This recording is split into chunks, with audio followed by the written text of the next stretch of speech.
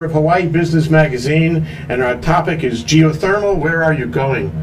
Yeah, geothermal. Where there's a music to it. Geothermal. Where? Hi, Steve. Hi, Jay. It's moving ahead. We think so, although some of it's confidential right now. But yes, we will. Okay. So that means that later on in this show, we're going to hear things that are very confidential. Well, I don't know if I can break the seal on something that the Hawaiian Electric Company has. Oh, okay. Well, we'll grill you as necessary. Speaking of Hawaiian Electric Company, we have Darren Pye with us today. Hi, Darren. Hi, Jay. That was an artful segue there. Darren's communications director. Is that what of Hawaiian Electric You can Company? just call me spokesman. That's fine. Spokesman is fine. And you guys issued a press release a few days ago about the change in the logo for Hawaiian Electric. Can you tell us about that? That's right. First, thanks again for having me here today. We did announce and introduce a new logo for our companies. We just believe that we wanted to have a new symbol that reflects our renewed commitment to our customers and to our communities. We've been serving our customers for 122 years, really long, deep roots of service in the community. And we felt that the logo that we had just didn't quite reflect who we are as a company, where we've been and where we're going. So we worked very closely with Hilo designer Sig Zane, very respected designer, and his family. They really looked into the roots of the company, our history with the charter from King Kalakaua, and everything that we've been a part of the growth of Hawaii over all these years. And so they came up with a design that is very traditional and yet very modern, and we believe it reflects who we are. Where can I see the design? Well, right now you can see it on our website at hawaiianelectric.com. We're in the process of gradually rolling this out. In order to be cost conscious and be efficient, we're going to be doing this in a very staggered basis. As inventories of existing materials are used up, they'll be replaced with ones that have the new logo. We'll be gradually rolling it out across our vehicles and our uniforms and even our ID badges as those replacements need to take place. Because while we're very excited about this new logo, we're also very aware that we want to be conscious of controlling the costs of this. Yes. Now I have your press release, and on the top of the press release looks like a new logo. Am I right? Well, that's it right there. That's it right there. I don't know. Yeah. It probably can't be seen very well, but I'm holding it up on the camera. We're broadcasting this, and it's a really interesting design because it has three parts to it, and I guess there's a symbolism in the three parts, and it looks a little bit like a topper cloth too. It does, have some very traditional Hawaiian design elements, and that's something that Sig Zane is known for. And his family, his wife and his son, helped him come up with the design. They really looked back at the roots of the company and just our long, deep connection to the community. Actually, there's a bit of a story that goes with it, and we have kind of a 7-minute video on our website that really goes into the details of how they came up with these various design elements.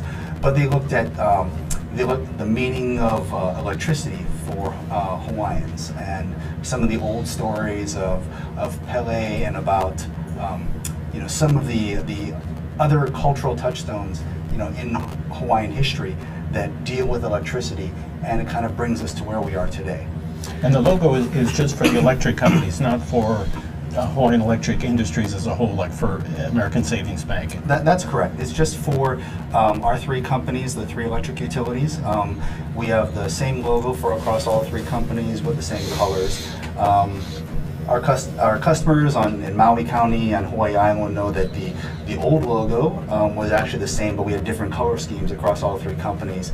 So this is just a symbolic way of representing that we're united. Three separate companies serving three different groups of customers, but really we're all part of one family, one ohana.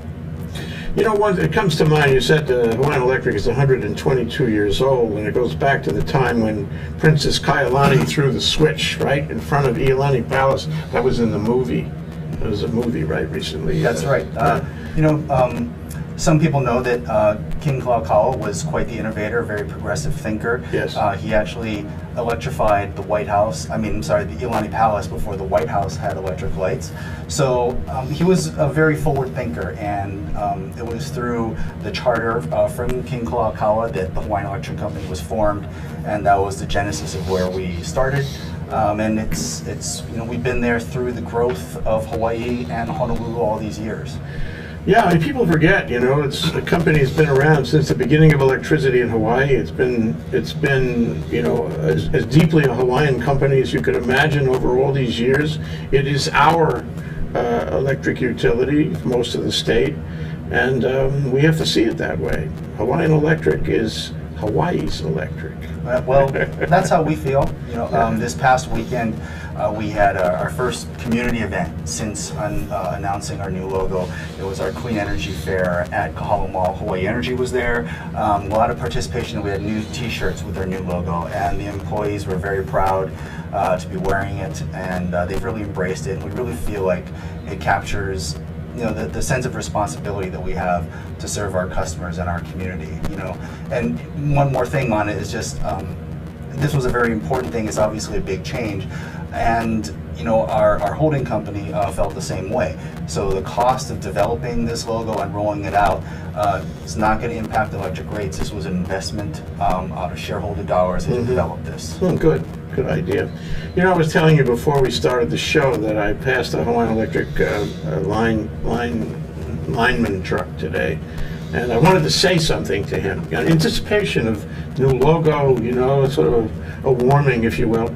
And I didn't know what to say. I wanted to have a slogan up my sleeve so I could say, Hawaiian Electric Company, Imua, something to him. What should I say? I don't think you really need to say anything to those guys, because they really are invested in their work, and they feel good about what they do. They take a lot of pride. If they're just out there doing their job, and some of them, generations of them, have been doing it. There's a fellow named Mike Ryder who's in one of our TV spots. He's a second-generation lineman, and as far as he's concerned, his job satisfaction comes from knowing that he's just helping to maintain reliable service for the people out in the community. So I don't know if you need to say anything to him. It's a very nice sentiment, and I'll be sure to pass that on. But really, for a lot of these folks, they just take pride in keeping the lights on, trying to help our customers lower bills, develop more clean energy, and try to help build a better future for our community. Okay, that's what Darren Pye thinks. He's the spokesman for Hawaiian Electric, but you don't have to accept that last part. You can say to the lineman, nice job, good job, I care about you. I like Hawaii's Electric Company. You can say that. We'll take that too. Okay, thank you, Darren. Thank you.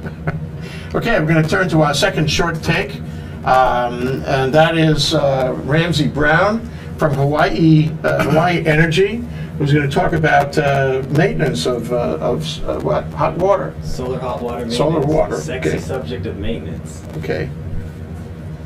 So, well, first off, we just want to direct our What's your solar hot weight? water system owners to our website, www.hawaiienergy.com. We've got great videos on how you can just do a quick once-over look at your solar hot water system to see if it is operating and saving the money that it should from your electric bill. You should see 25 up to 40% savings on your electric bill for a properly maintained solar hot water system.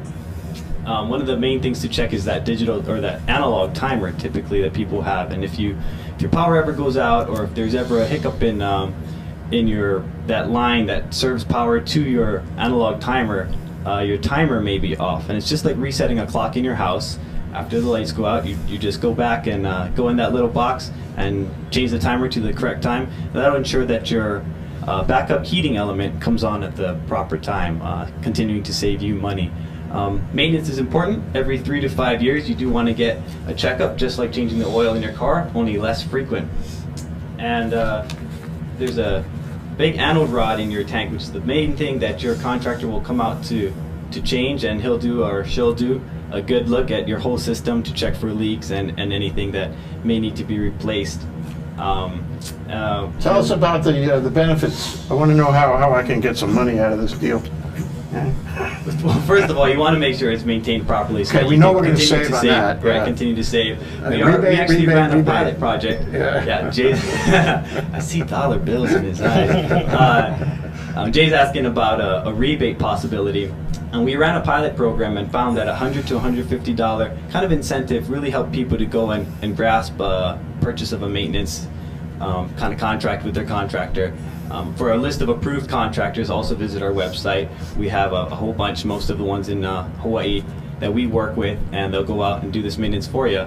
But again, $100 to $150 from our prior pilot that we ran is a price point that we are exploring for hopefully our spring, kind of a spring release. So stay tuned for that, definitely. Okay, you'll have to come back and tell us more about it, yeah. Well, forward to Ramsey, it. I have a question. Yes. I had the solar PV guy telling me that solar PV was more efficient than my hot water tanks. Is that true?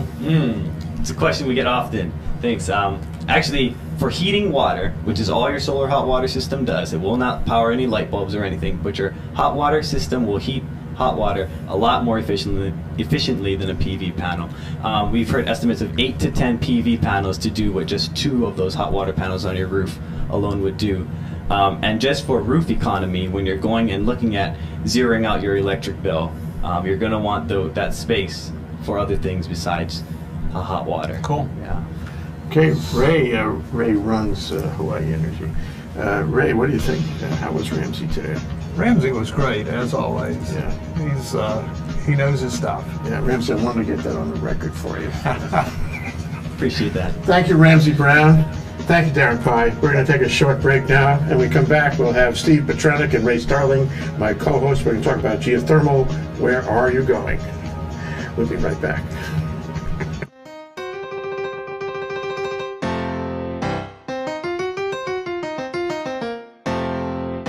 I'm Bill Spencer, President of the Hawaii Venture Capital Association. We do monthly luncheon programs with ThinkTech about things that matter to Hawaii entrepreneurs, investors, and business service providers. So join us on the 4th Thursday of every month at the Plaza Club. For information about upcoming events or to join our mailing list, visit hvca.org. See you there.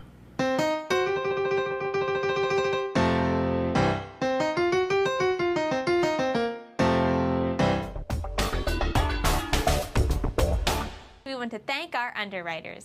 Hawaiian Electric Company and its affiliates Maui Electric on Maui and Hawaii Electric Light Company on Hawaii Island are deeply committed to the communities they serve.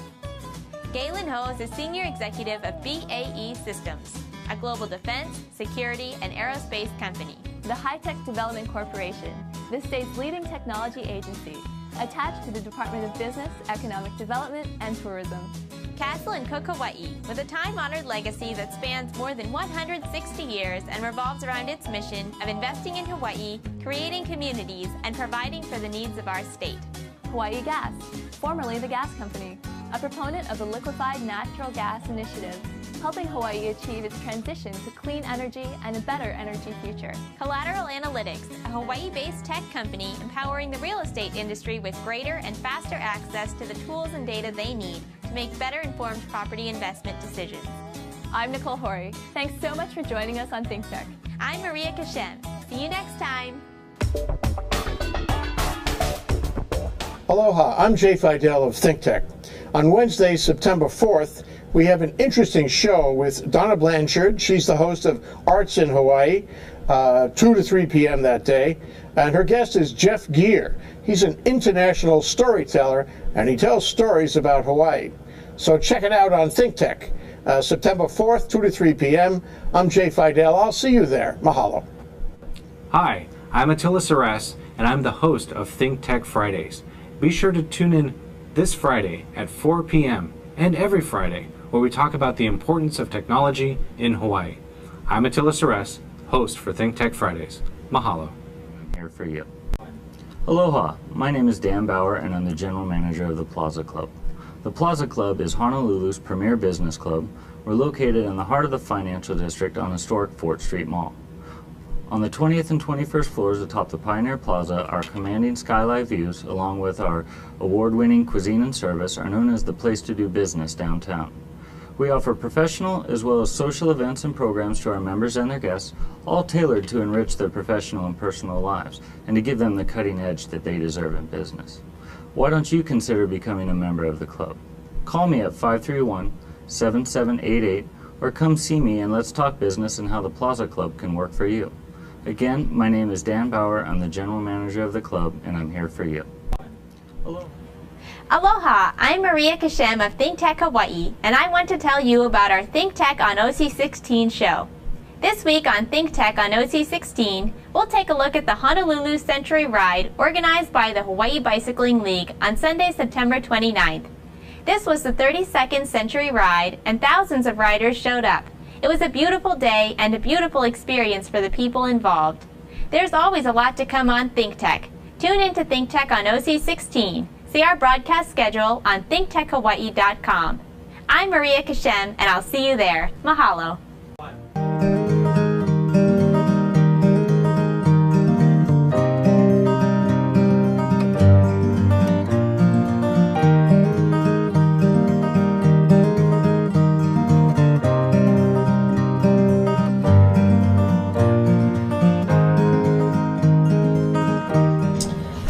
The views and opinions expressed in this program may not be our views either. This is Jay Fidel. Here we are in Hawaii, the state of clean energy, with our principal guest, Steve Petranek, the editor of Hawaii Business Magazine, and my co-host, Ray Starling of Hawaii Energy. We're talking about geothermal. Where are you going? And just a little way in the way of background, I remember it was 2 years ago in the legislature. There was a big deal meeting in front of the Energy Committee. I think it was joint session. Okay, and they all came down from geothermal, and Mililani Trask was there, and she brought, her cohort from Wall Street already, who were going to raise all this money, and we were going to have geothermal, sort of competitive to Ormat in a big island. It was going to be a fabulous thing, and then nothing. Now, Steve, you know more. Yeah, you know more. Things are going on. For instance, in August, Hawaiian Electric Light Company, which is the Big Island utility, took bids, 6 confidential bids, on creating more geothermal energy. Now, already the Big Island has 38 megawatts that is being produced by PGV, Puna Geothermal Ventures. That's been going on since 1993, but now they want to... They got an increase, though. They were at 30 until about 3-4 years ago. Then they got 8 more, which was, I refer to that as peanuts, considering they could generate 100 megawatts without any problem. Well, they want to go up to 50 more. We don't know who the winning bidder is. We probably won't know until April, maybe a little bit earlier than that, but it's all confidential. The issue that we're focused on right now is there's a lot of opposition to geothermal in Puna, where it's actually happening. So Puna, where there is the center of geothermal production, is also the center of the opposition to it. Everywhere else, people think geothermal is a great thing. But if you live right next door to it, maybe you're not so crazy about it. What's the objection? Well, it is, there are noxious fumes underground, and the drilling brings it up. Now, the system is a closed system, so those fumes are supposed to be controlled, sent back down, but occasionally there's a leak. Occasionally, the worst one was 1993, I think, and they had to evacuate the neighboring areas. They had another leak this spring, but nobody was evacuated. It was a very minor leak. So, but the way different people look at it, the people who are in favor of geothermal says, hey, the leak in the spring showed that the system worked. The people who are against it said, the leak showed that the system doesn't work, that this is still dangerous. So, but the thing is, geothermal has been around for 1,000 years. I mean, the Icelanders have been using it to bathe in the hot water and everything. And this is actually coincidentally the centennial of geothermal electricity production in the world. 1913 in Italy was the first power generated by geothermal. So it's been used in many different places around the world. California, Nevada. We look at some of those places. For instance, there are huge geothermal plants in Reno, inside the city limits. It's a complex called Steamboat. And in some ways, it is very comparable to Puna. The temperature of the brine is 300 to 400 degrees Fahrenheit. That's the temperature. It's about the temperature in Puna. We're struggling to find out what the contaminants are in the the Reno brine, but it has been done before. It has been done safely. It has been done with little impact on the surrounding community. If we can do it right, geothermal would be great, but it's an issue of doing it right. That's the key. So going forward, they have to deal with this opposition, and it's very heated and very emotional. Well, I mean, you go back to my recollection now. 93, you mentioned there was a leak there. Well, Yeah. there was also a big protest there, and Ormat was a contractor for someone else who was running PGV at the time. There were big protests and there were death threats. People were really, really angry. The university was involved. The volcanologists, a guy named Don Powell, who was still involved. Don Thomas. Don Thomas, thank you. Yeah, he's been studying geothermal for 40 years. Yeah, an expert. Yes, he is, and he says that the anti-drilling campaign is a long-standing disinformation campaign. Yes. See, he's been studying. He knows. Yes, those gases are toxic. We have to control them, but they can be controlled. They are being controlled, and this is a great source of energy. That's his position. He's a man that probably understands it better than anyone else in the world. He's worked there for years. He gave a talk in front of one of our luncheon programs and went into some detail about how he personally was the object of death threats in those days. It's akin to what's going on with GMOs on Kauai. Yeah, same thing. Same thing. So a lot of angry. Yeah. Back and forth. Anyway, and at one point there was so much noise and tumult over it that it stopped. There was a lawsuit, there was an activist lawsuit against them, and I forget ACLU, somebody, not ACLU, Sierra Club or one of those, and they stopped them. And PGV, whoever owned it at the time, threw in the towel, and there was no more geothermal for a while. But then, as I recall, Ormat bought it up or somehow became the owner of it. Well, essentially it's been going on for 20 years, and since that big blowout in 93, it's been operating. That blowout this year, and the fact that Hawaiian Electric Light Company wants to up the production, basically more than double it, that's meant more opposition, and so things are coming to a head. And of course there's always been underneath that opposition, there are some people, traditional Hawaiians, who feel that it's blasphemous or it's sacrilegious to drill into the mountain and steal some Pele's. Now, there are other Hawaiians who think this is a gift from Pele. We need to accept that gift and use it. And the interesting story is Mililani Trask was one of the activists who opposed geothermal in the 90s. A couple of years ago, she changed her position on it, wanted to actually have geothermal.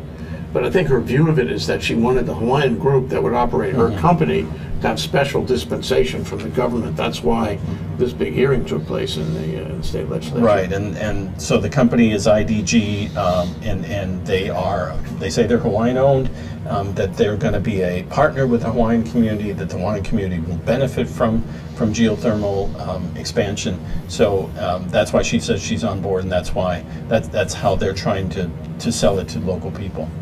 It's a little unsettled in this sense, and maybe you know about this. A couple of months ago, I saw an article to the effect that Ormat, which is now a public company, headquarters in, I'll say Colorado, Denver, is it? No, Ormat is in Israel. Yes, it's from Israel, right? But it's now an American public company. Oh, I did not realize. And it's got dozens of installations around the world. And its corporate headquarters is in either Salt Lake or Denver. I can't remember which one. And what's really interesting is that they have migrated to new technology. The technology that is in place in Puna is the previous technology, but they have not implemented the new technology in Puna because of cost and because of, what do I call it, the trouble, the opposition. So, I'm not sure where our future is in terms of dealing with the new technology. A lot of the systems use what's called a binary system, and they take a petroleum product that actually boils at even less than 100 degrees Fahrenheit. Now, of course, water boils at 212, but if you have something that boils at less than 100 degrees, you can bring up this hot geothermal brine and just heat this other chemical in a binary system, two independent paths. You can generate a lot of electricity that way without even having to prevent anything or having any danger of that. It's considered a safer system when it can be done. And actually some of the Puna geothermal power is created in a binary system. Well, this is really interesting. I'll tell you, we had a previous show here, the 3 to 4 block, and one of the guys who appeared is the new program director of HCAT. That stands for the Hawaii Center for Advanced Transportation Technology. And I know that because I repeated it 27 times during the show, and they made me get it right. Anyway, it's on Cook Street, right? Right near the bagel. Anyway, they deal with hydrogen vehicles. And his view of it was that hydrogen is good for more than vehicles. I mean, it's great for vehicles once we get a hydrogen car that we can actually buy. But you can use hydrogen as a fungible storage methodology, and you can put hydrogen in tanks, and you can move it between the islands without an undersea cable, and you can sell it in Asia by tanks, and it could become the lingua franca Yes, yes. of the energy market. Well, you know who's a big supporter of hydrogen is Walter White of Breaking Bad. You know, he's our favorite chemistry teacher and meth cook. He talks about hydrogen occasionally on the show and the value of it. But sorry, that's a little side. Well, HNEI is working on hydrogen, or the Hawaii Natural Energy Institute is working on hydrogen, and they are doing some work at Puna, as I remember.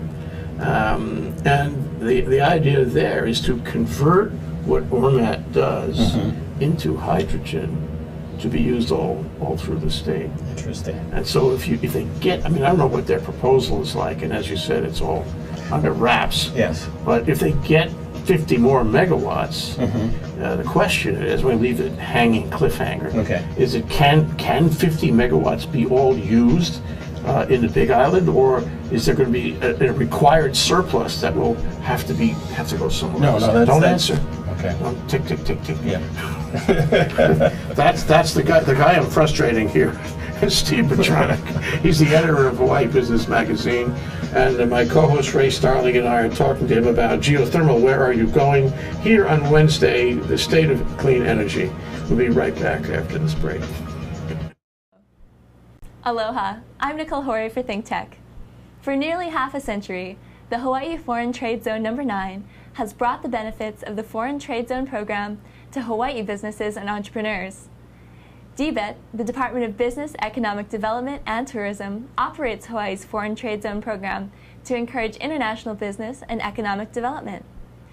The Foreign Trade Zone's mission is to increase the amount of international trading activity in Hawaii, thereby providing employment opportunities for the residents of our island state. For more information, see ftz9.org. I'm Nicole Horry. Mahalo. Aloha, I'm Nicole Horry for ThinkTech.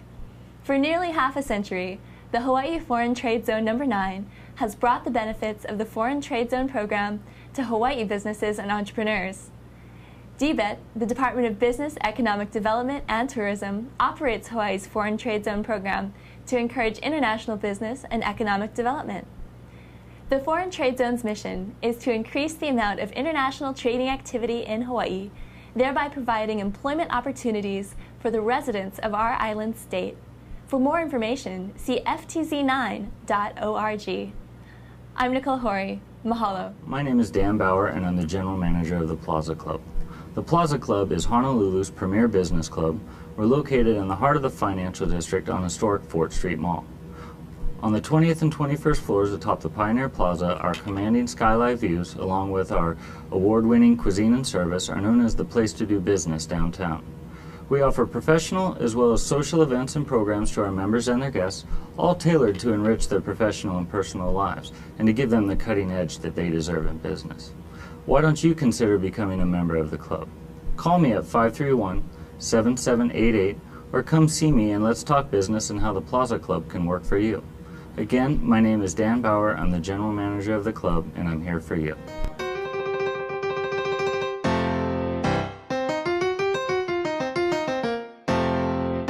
I'm Bill Spencer, President of the Hawaii Venture Capital Association.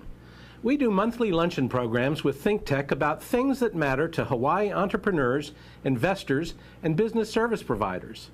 So join us on the fourth Thursday of every month at the Plaza Club. For information about upcoming events or to join our mailing list, visit hvca.org. See you there. We're back, we're live, we're ThinkTech, we're Energy Wednesday, Hawaii, the state of clean energy. Ray Starling and me talking to Steve Petronic, the editor of Hawaii Business Magazine, on geothermal today, because we haven't covered it in a long time. We need to get current and stay current on geothermal. Sure, we can talk about PV all day, we can talk about wind, but geothermal is the elephant in the room. Well, it's the firm, it's the firm energy power source. That's what they want. Yeah. Solar goes up and down depending on the time of day. Wind is the same thing. Yeah. Geothermal is constant. Yeah. So why, I know this is a silly question, but why don't we just run the whole state on geothermal? I think one reason is we want to do it in steps. We want to make sure, okay, we've done 38 megawatts for a while, now we'll do 50 more. If that's successful, let's do some more and then ramp it up. That would be a logical way to do it. There's a lot of infrastructure that's very expensive to turn that energy that's on the Big Island, be able to turn on lights here in your studio and elsewhere on Oahu. That's a huge infrastructure change, and so there's a lot of money that's got to, people want to be able to prove that it works before they start investing that kind of money. Yeah, well, you worry actually about seismic events, because if there was a seismic event of any size, that's a pun. Yeah, as the editor of Hawaii Business Magazine, Steve, more than most people appreciate. Right away. A seismic event. Okay, and that would create a pretty big problem if it disrupted the infrastructure there, below ground at Puna, and then all of a sudden you wouldn't have any energy, and the whole state would go dark. So it's hard to rely. I'm answering my own question, but it's hard to rely on that as a sole source of energy when we live, and when Puna is so close to the area of seismic activity off Hilo there. Right. Anyway, Ray, you had questions, technical question. I love technical questions. I was just wondering about the size as the Puna project grows. It's going to get up into the area of being sort of too big for the Big Island, especially at times when there's not a whole lot of load, like at nighttime. And I was wondering what are the thoughts at that point? Do you really seriously need to consider cable, or what is the limit that you can get to and still keep it all on the island? Yeah, well, Jay was talking about the danger from seismic, but there's a lot of man-made dangers or a lot of human error possibilities. For instance, the blowout that happened on March 13th of this year that leaked a little gas into the neighboring community was caused because one of the Hawaiian Electric Light Company lines from the geothermal site was down, and the second one then crashed. And so suddenly you've got all this power that's building up the plant and nowhere for it to go. And before the plant could be shut down, it burst and sent this gas out. That's one of the dangers. The existing infrastructure is not good enough to carry a lot of this electricity around. You were saying yourself earlier that to even get it over to the Kona side, or Jay was saying this, it is a big challenge. Getting it all the way to Oahu, we're talking billions and billions of dollars. But I think what you want to do is make sure that it works on small scale in Puna, delivering just to that one side of the island before you start expanding it step by step.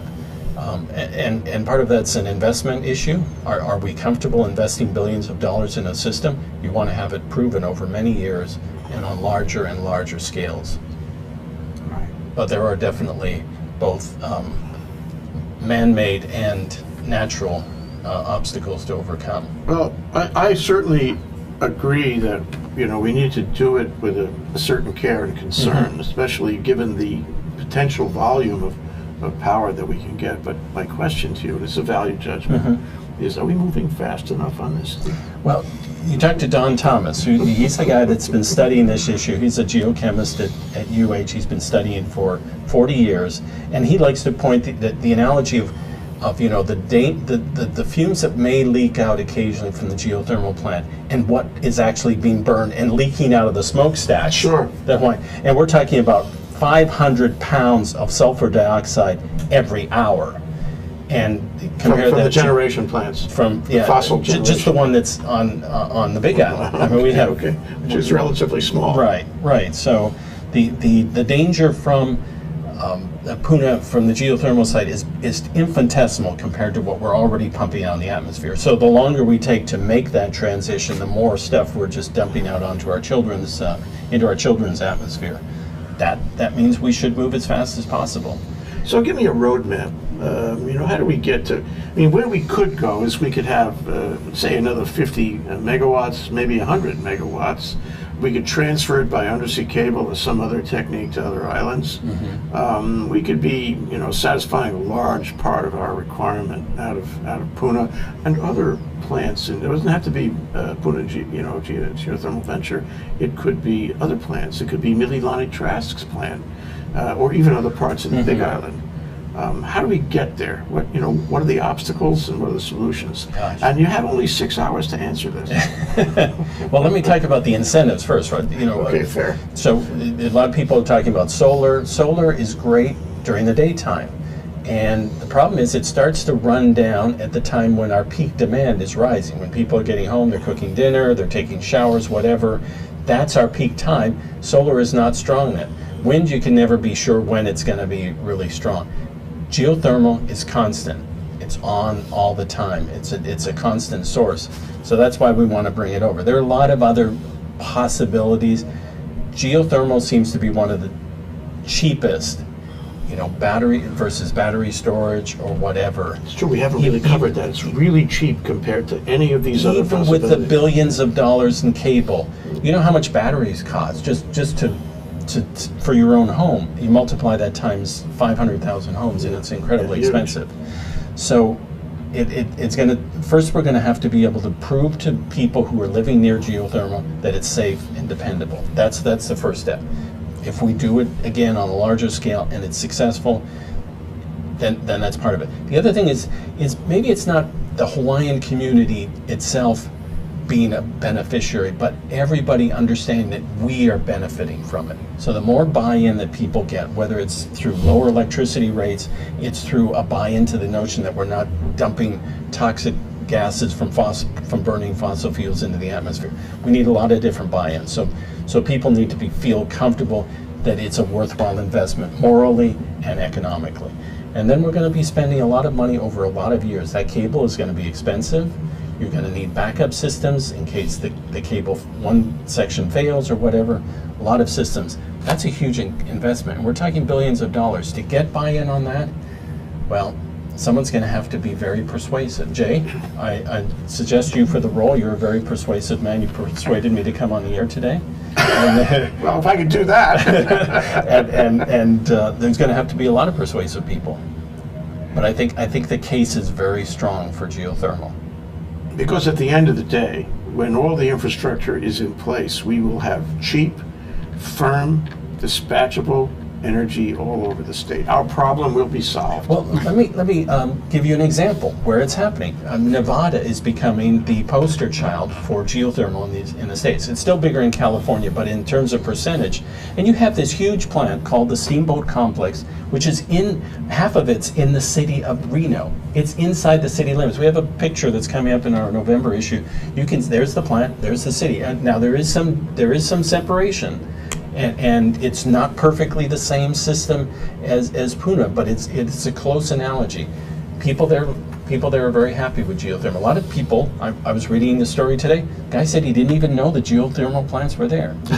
He just happened. He born and raised in Reno and didn't realize it. It is possible. The systems exist. We have to do it right, and we'll get more buy-in from more people. Okay, well, we got to study this a little more right after the break about exactly what the first step is and the second step and all that. because we're going to drill down a little bit and try to close the show with some affirmative recommendations. Okay. Okay. We're going to solve this problem right now. I think we should. Okay. This is Think Tech. We're broadcasting on 760 AM KGU. We have Steve Petronic of Hawaii Business Magazine, my co-host Ray Starling, here on Hawaii, the State of Clean Energy, on Energy Wednesday. And we're talking about geothermal, a thing we should talk about regularly. Geothermal, where are you going? We'll be right back after this break. We're not going anywhere. Aloha, I'm Maria Kashem of Think Tech Hawaii, and I want to tell you about our Think Tech talk shows. If you didn't know it, Think Tech streams video and audio for all of its shows live on the internet from 2 to 5 p.m. every weekday afternoon, and we replay them all night long on ustream.tv. Visit thinktechhawaii.com for our live stream and YouTube links. Raise your awareness on Think Tech. I'm Maria Kashem, and I'll see you there. Aloha, I'm Jay Fidel. This is Think Tech Hawaii, broadcasting live from the Pioneer Plaza in downtown Honolulu. We raise public awareness about tech, energy, and globalism in Hawaii. Technology is critical to our state. A vibrant tech sector will give us new prospects in the global marketplace and will offer great careers and make our economy more resilient.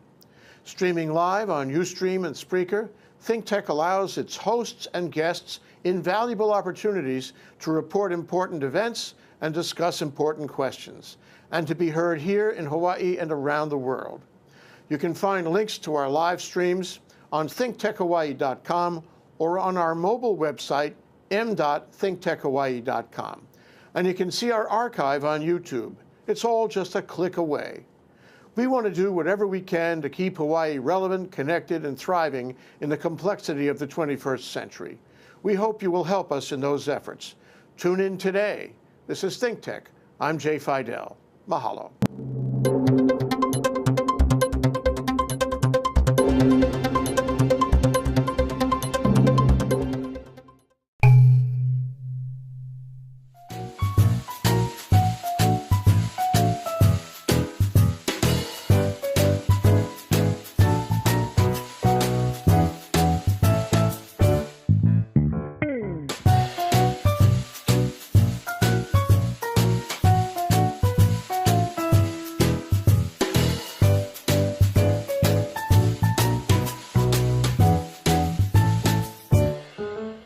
Aloha, I'm Maria Kashem of Think Tech Hawaii, and I want to tell you about our Think Tech on OC16 show. This week on Think Tech on OC16, we'll take a look at the Honolulu Century Ride organized by the Hawaii Bicycling League on Sunday, September 29th. This was the 32nd Century Ride, and thousands of riders showed up. It was a beautiful day and a beautiful experience for the people involved. There's always a lot to come on Think Tech. Tune in to Think Tech on OC16. See our broadcast schedule on thinktechhawaii.com. I'm Maria Kashem, and I'll see you there. Mahalo. Aloha, I'm Nicole Horry for Think Tech. For nearly half a century, the Hawaii Foreign Trade Zone No. 9 has brought the benefits of the Foreign Trade Zone program to Hawaii businesses and entrepreneurs. DBET, the Department of Business, Economic Development, and Tourism, operates Hawaii's Foreign Trade Zone program to encourage international business and economic development. The Foreign Trade Zone's mission is to increase the amount of international trading activity in Hawaii, thereby providing employment opportunities for the residents of our island state. For more information, see ftz9.org. I'm Nicole Horry. Mahalo.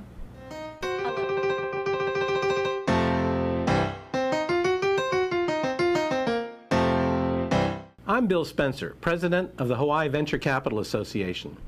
We do monthly luncheon programs with Think Tech about things that matter to Hawaii entrepreneurs, investors, and business service providers. So join us on the fourth Thursday of every month at the Plaza Club. For information about upcoming events or to join our mailing list, visit hvca.org. See you there.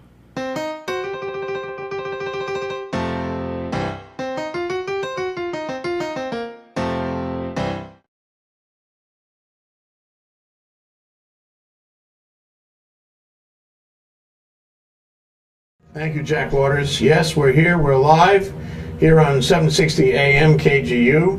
and streaming on Ustream and Spreaker. You can check our links out at thinktechhawaii.com. It's all there, and it'll be on YouTube. You can watch it and listen to it forever. No pressure. Oh. That's Steve Petronic. He's the editor of Hawaii Business Magazine. My co-host, Ray Starling. We're talking about geothermal. Where are you going? And Ray, you know, you had some great ideas during the break. Can you try to explain to our listeners what you were thinking? Well, it came from an idea that you put on the table, but it was maybe if we had graduated efforts to build out geothermal on the Big Island, and when we got to a point where we either needed a cable or we needed something to take the power that's being produced, we could go to the hydrogen production and use that as a transportation fuel, which the transportation really hasn't been addressed very much here in Hawaii.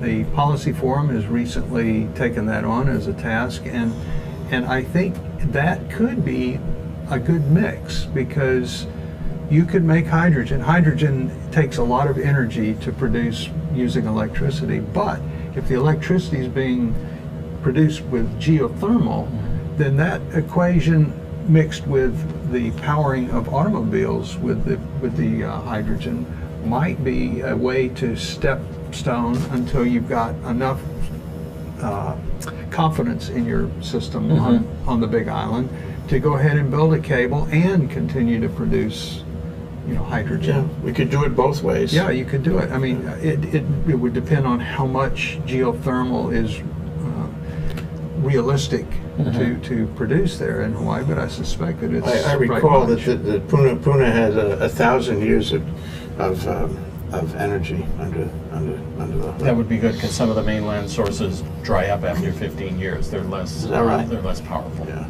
So we have a huge resource here, and we have great need for it, and we have the technology to do it. Mostly, I mean, I suppose it has to be developed and clarified, but we have at least some of the technology already in place to do it.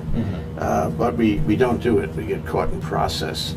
Sometimes I feel like going out on the street. Maybe you guys will join me with a sandwich sign saying, you know, geothermal now.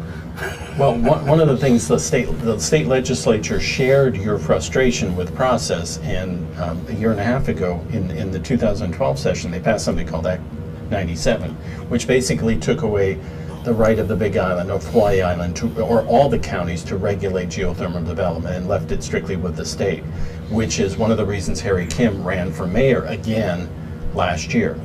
Coming back from retirement. Yeah. He came back from retirement. He supports geothermal, but opposed Act 97, opposed this taking away home rule from Hawaii Island, and yes, so some people are frustrated about the slow pace of geothermal development, but that also creates more opposition when you create this sort of circumvention. It's like the Public Land Development Corporation, that people get frustrated with how long it takes to develop anything here, but when you try and circumvent it, you also bring out this incredible opposition. And it gets worse. Yes. Now, if you want a last word on geothermal, you talked earlier about Sierra Club. Jeff Michelina used to run the Sierra Club here in Hawaii. Now he's the executive director of Blue Planet Foundation. They're the people that very strongly advocate for alternative energy.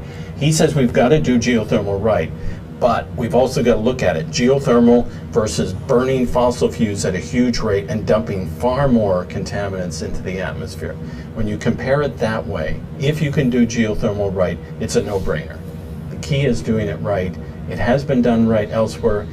As far as I can see, most of the time it's being done right in Puna. Yes, there's occasional blowouts. Let's try and fix those. And if we ramp things up, make sure we do it the right way. But it has great potential, not only for the Hawaii Island, but for the whole state. Okay, so it sounds the first order of business is public education. God, we always come to that conclusion. You know, oh come on, you guys, let's get educated. You can only see it from our point of view, too. Well, I think the key is a lot of it. with whether it's housing development or anything, it's a not in my backyard attitude. Hell, I live in Kailua. Kailua people hate tourists in their town. They love living there.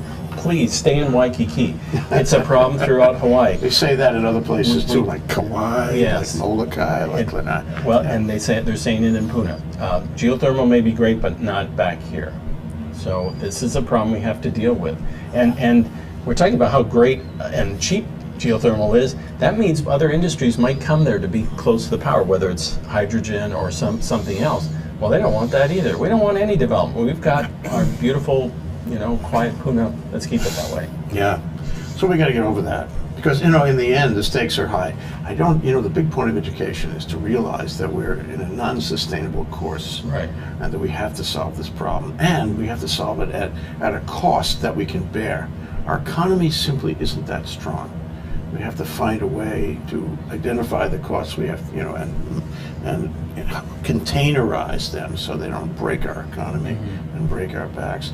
And this could be a way. Well, if not for us, for our children at least, because this is a long-term solution. We can sort of live with oil and burning the stuff in the atmosphere, but the consequences are not going to be suffered by us old fogies. They're going to be suffered by our children, and those are huge consequences. Whether it's rising ocean levels, whether it's pollution, whether it's high energy costs and depleting oil supplies, all those consequences are not entirely going to be faced by us, but going to be faced by the next generation. It's our moral obligation to do something now. We are, the three of us, we are abiding by our obligation, performing our obligation right now. But we have 3 minutes left or so, and I would like to, instead of asking you for the 6-hour answer about what do we do now, I'll ask you for the first step. And don't say education. Okay. I think to do it right. So the Hawaiian Electric Light Company, which is the Big Island utility, has these proposals. It's going to pick one or more to ramp up 50 more megawatts on the Big Island. Let's do it right. Let's make sure we address safety concerns, that the community gets buy-in. Let's do that right. And then there'll be more acceptance as we go forward on that path. More plants, more energy, maybe exporting it to other islands, maybe creating hydrogen, a lot of different possibilities. If we do the next step right, then there'll be a lot more buy-in. What about allowing a second geothermal company on the Big Island? Is that part of the first step? I don't know what Hawaiian Electric Light Company's thinking is, whether they're going to go with ORMAT again, whether they're going with IDG. There are other bidders too. For both? Yeah, sorry, no crystal ball there, but they do have a lot of options. It wasn't just they have one company to pick one from, they have 6. So hopefully they'll pick a good one that's willing to do it right. Yeah, this is complicated. It's because it's so big, and in Hawaii, big projects always intimidate us.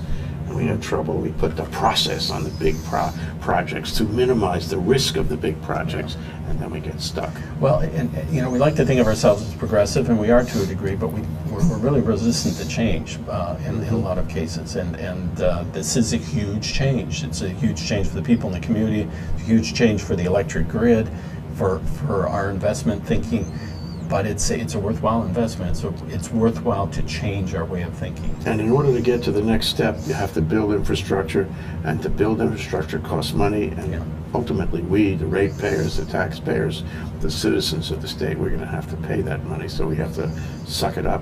Yeah, but make our minds up and pay the money. It's not a crapshoot. It's been done elsewhere. It's been done on huge scales. It's been done much bigger for many years in lots of other places. We're not flying blind. Yeah, we shouldn't think that we're the only game in town. No, it's all over the world. New Zealand, Iceland, California, Oregon, a lot of different places. Okay, let's leave the final words to Ray. Ray, what did you learn today? You got 1 minute. I learned that there are some great things going on the Big Island that we should look at a lot harder than we have been. I know it's kind of fallen in the backside now, but I think just hearing what you said and knowing what the capabilities are of geothermal, that this would be something that we really need to. And I think that maybe intertwining it with our transportation issue, which is, as you know, 40% of the issue here in Hawaii. So we need to do something about that. Just doing the electric side is not going to get us where we need to be. Steve, talk about your article in the November issue, could you? It would cover all these issues and a lot more. We kept going to fracking. We go into some of the money issues, the safety issues. It's a great read. Some interesting graphics about geothermal, and a lot of other good stories in the issue. Great story on rehabilitation hospital of the Pacific. So November issue is worth reading. Oh, coming out soon. Yeah, TLIT. Oh, you got to read about TLIT. They're trying to change the world food system. That's an amazingly audacious goal and worth supporting. Read Hawaii Business Magazine. That's Steve Petronic. He's the editor. My co-host Ray Starling of Hawaii Energy. We've been talking about geothermal. Where are you going? This is Think Tech. We'll be back tomorrow with more wonderful stuff on Global Connections at 2 p.m. tomorrow. Think Tech, everyone. Aloha, you guys. Thanks. Thank you. Aloha.